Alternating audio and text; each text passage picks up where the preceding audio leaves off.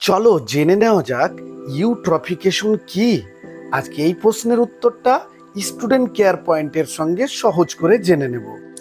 প্রিয় ছাত্রছাত্রীরা, তোমরা প্রতিদিন স্নান করো না? আর যখন স্নান করো বা কাপড় কাচো তখন দেখবে যে তোমরা দুটি রাসায়নিক যৌগ ব্যবহার করছো, একটি সাবান এবং অপরটি হলো ডিটারজেন্ট পাউডার। আমাদের এখানে ডিটারজেন্ট পাউডারটা কখনো শার্প এক্সেল নামে, কখনো সানলাইট নামে বা টাইড নামে, বিভিন্ন নামে কিন্তু বিক্রি হয়। আর এগুলো তোমরা প্রতিদিন ব্যবহার করে চলেছ। কিন্তু তোমরা যখন এগুলি ব্যবহার করছো তখন দেখবে যে এখান থেকে এক ধরনের ফেনা উৎপন্ন হয়, আর সেই ফেনাগুলো জলে ধুইয়ে গিয়ে কোনো জলাশয় বা কোনো একটি পুকুরে সেখানে গিয়ে মিশে যায়। হয়তো তোমরা জানো না, এই ডিটারজেন্ট বা সাবানের ফেনাতে এক ধরনের ফসফেট জাতীয় একটি মৌল থাকে, যা জলজ উদ্ভিদের পুষ্টির যোগান দেয়। তো যখনই ওই ফেনাটা ধুইয়ে গিয়ে সেই কোনো জলাশয় বা পুকুরে মিশে যাচ্ছে, তখন দেখবে সেখানে অবস্থানকারী বিভিন্ন ধরনের কচুরিপানা, টোপাপানা বা আগাছা কিংবা শ্যাওলা যারা জলে জন্মায় তারা পুষ্টি ভালোভাবে পেয়ে থাকে।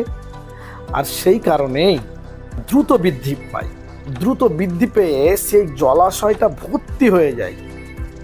এর ফলে বাইরের বাতাস সেই জলে সরাসরি প্রবেশ করতে পারে না।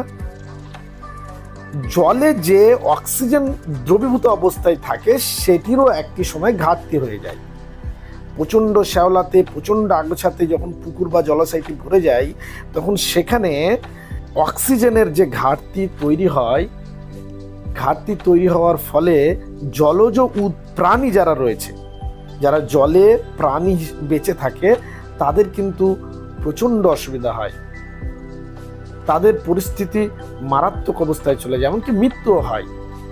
তো তোমরা যখন দেখবে যে কোনো জলে এই রকম সাবানের ফেনা বা ডিটারজেন্টের ফেনা, এইসব ফেনাগুলো যখন জলে মিশে গেছে, কোনো পুকুর বা জলাশয়ে মিশে গেছে এবং সেইখানকার আগাছাটা বেড়ে গেছে, জলে অক্সিজেনের পরিমাণ কমে গেছে, এটা এক ধরনের জল দূষণ। আর এই ধরনের দূষণকে বলা হয় ইউট্রফিকেশন।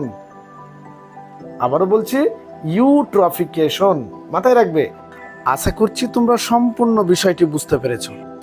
এইবার বলো তো, ইউট্রফিকেশনের মাধ্যমে কোনো একটি জলাশয়ের জল দূষিত হয়েছে, কি ক্ষতি হতে পারে? চলো আমি বলে দিই সহজ করে। একদম আমাদের আগের আলোচনায় আমরা বুঝতে পারলাম যে ইউট্রফিকেশন হলে প্রথমে জলে অক্সিজেনের মাত্রা কমে যায়, অক্সিজেনের ঘাটতি দেখা দেয়। জলজ প্রাণীরা যারা জলের মধ্যে বসবাস করে তাদের বসবাসের অসুবিধা হয়, তাদের মৃত্যুও হতে পারে এবং জলাশয়ে আগাছার পরিমাণ বৃদ্ধি পায়। যদি এই ধরনের ক্লাস তোমরা প্রতিদিন পেতে চাও, কোনো একটি বিশেষ টপিক ধরে ধরে সুন্দর করে আলোচনা যদি পেতে চাও, এই চ্যানেলটিকে, স্টুডেন্ট কেয়ার পয়েন্টের এই যে চ্যানেলটি তৈরি হয়েছে, এটিকে সাবস্ক্রাইব করো এবং বেল বাটনটাকে প্রেস করে তোমরা স্টুডেন্ট কেয়ার পয়েন্টের সাথে থাকো। দেখবে তোমাদের প্রতিটি বিষয় এত সহজ হয়ে যাবে তোমরা ভাবতেও পারবে না।